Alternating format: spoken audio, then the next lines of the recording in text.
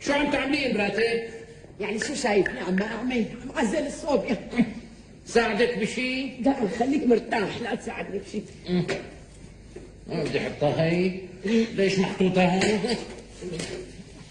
يا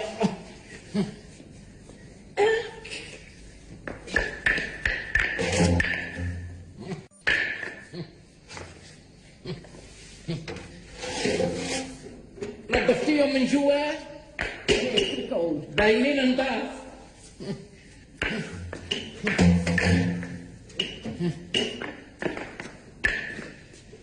سقيتي الزريعة؟ ايه سقيت الصبح. ايه الله يعطيك العافية.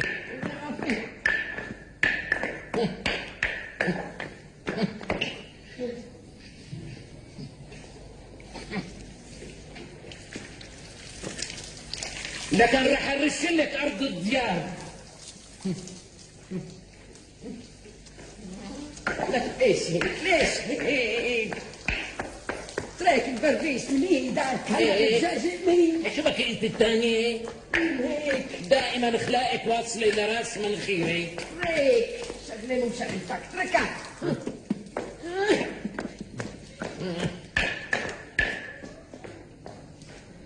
يا الله يا الله. دخلكم. يو على هالفصل. شو هذا المحطوط هون؟ شوية مشموش عم شمسهم. ايه بس هون في ما في شمس يا امراتي. امنتوا بالله على هالنهار، هون الصبح بتجي الشمس.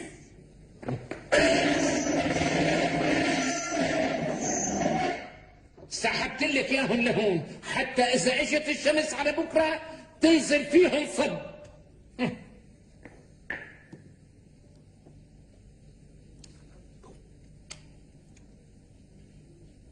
قليلين سكر. ليش؟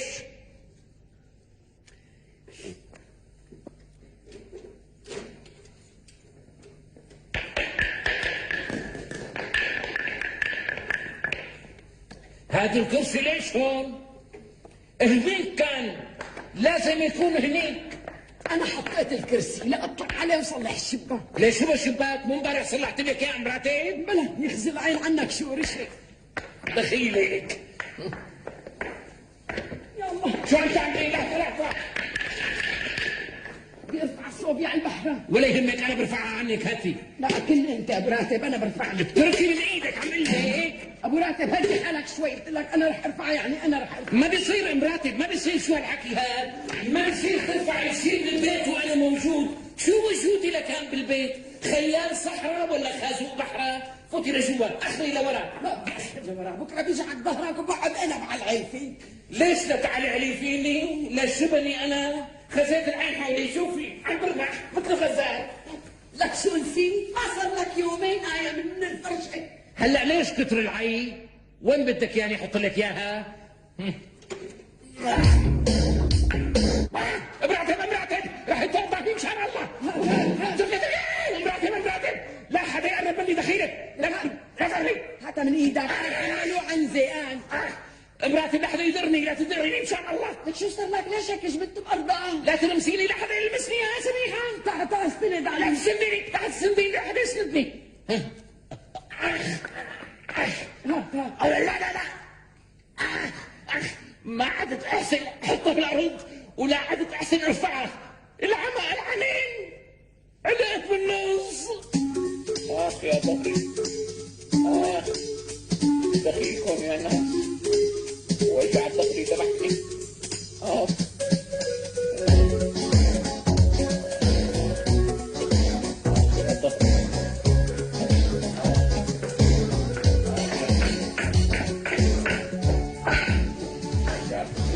هاتي يلا كشف لي عن ظهرك هلا. شو رح تعملي؟ بدي اعمل لك كاسات هواء. ما بدي كاسات هواء، بدي تتصلي بالدكتور يجي فورا. طيب ماشي الحال، رح اتصل لك بالدكتور. يلا شكرا ربي. قلت لك لا ترفع الصوبيا بتنبرق. لا ظهري. ما رديت علي. 4 يلا 3 2. يعني قلبي عليك. الو دكتور نادي. حتى لما عم باخذ نفس عم بنوجع يا دكتور. طمني دكتور، شو طلع معه؟ هو من شو عم يشكي بالضبط؟ هو بيشكي من وجع ظهره. كل ما حمل حملة ثقيلة بينوجع. على بالك مو بس بالوجع، مو بس بالوجع يا دكتور، بحس ظهري انقرف، حاسس شيء مثل سيخ النار فايت بسلسلة ظهري من فوق لتحت. بسيطة إن شاء الله. هيك في وجع شيء؟ ايه كتير يا دكتور. كعيت غلبت والدكاترة تجي لعندي، كعيت معهم وانا استشيرهم. وما استفاد شيء، ما كان حدا يعرف بهالوجعة. هذا يمكن الوجع سببه شيء زعلي، مو هيك دكتور؟ طبعا من المؤكد إنه السبب نفسي. مشان هيك أنا رح أكتب لك على شوية مهدئات قوية تاخذها، وإن شاء الله خلال أسبوع بتقوم من فرشتك مثل الحصان.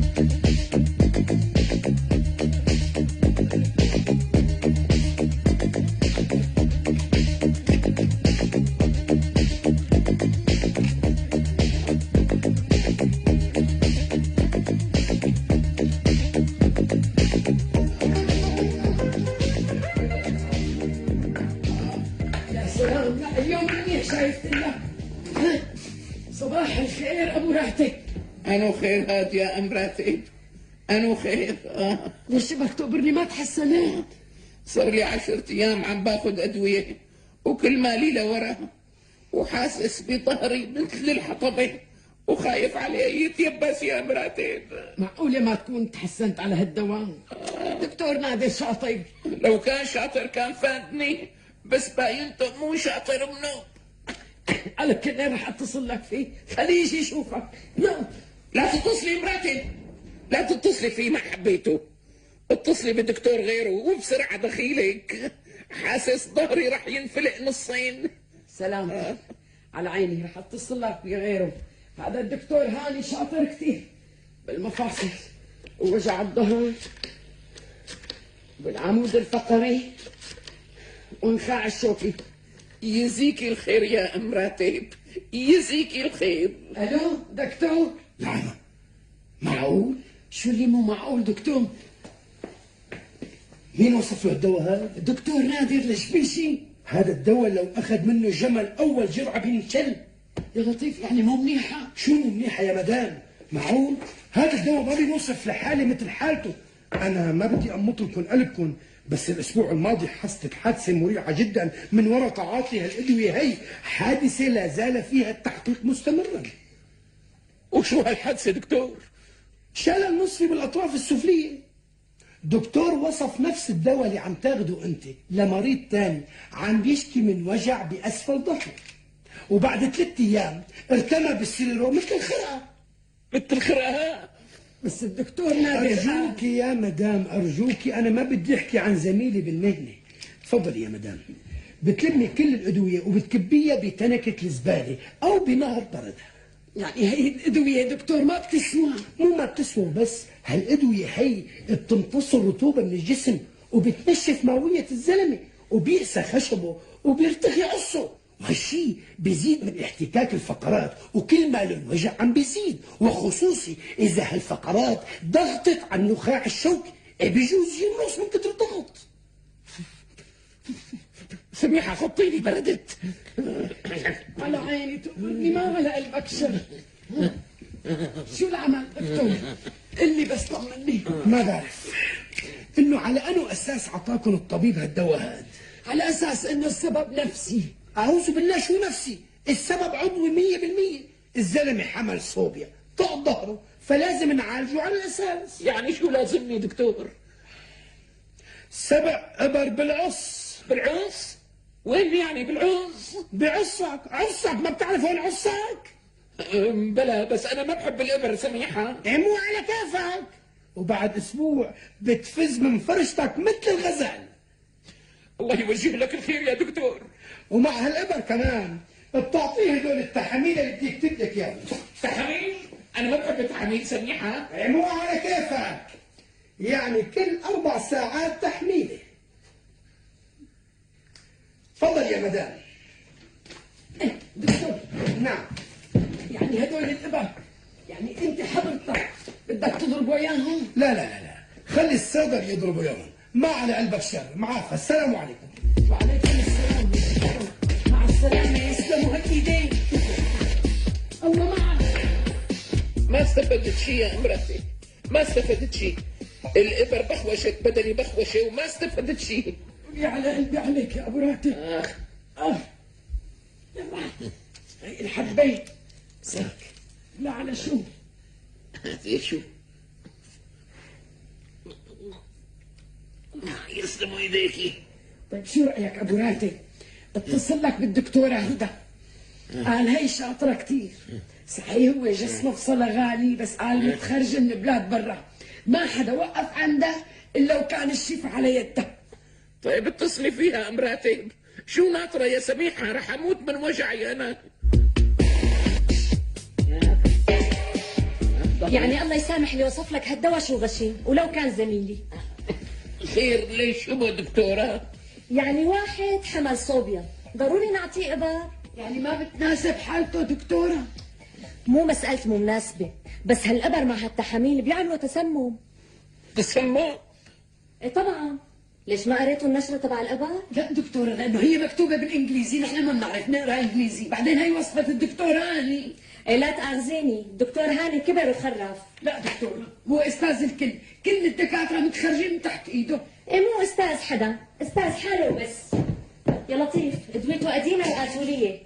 هلا الطب اتطور، وهالأدوية هي ما عادت تناسب، وإذا كانت بتناسب فمو لحالته أبدا. طيب أنت شو رأيك بمرضه دكتورة؟ ايه منيح اللي ما راح دبلك ورا هالإبر. بتعرفي شو بتعمل هالإبر بجوزك؟ لا والله ما بعرف. يعني إذا ما تسمم على الأقل بده. تعي لقلي. شو هالحكي؟ مثل ما عم قلي، ولا تنسي إنه هذا رجال، والموضوع يعني حساس شوي بالنسبة للرجال. طيب دكتورة، شو سبب وجع ظهره؟ يعني عضوي ولا نفسي؟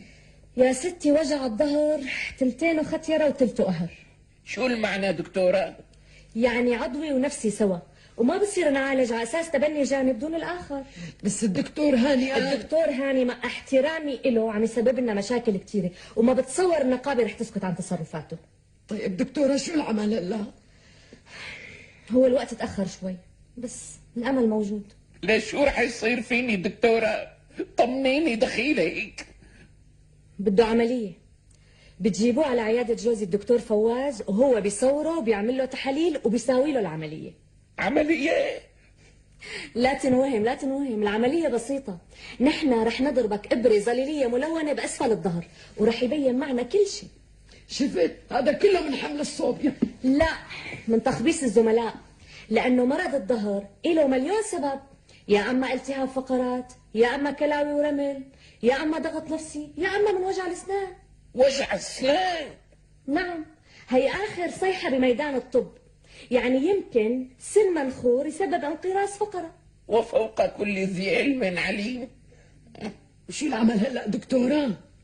فورا تنقلوه على عيادة جوزي الدكتور فواز مشان يحضروا للعملية، وإن شاء الله على قلبه العافية.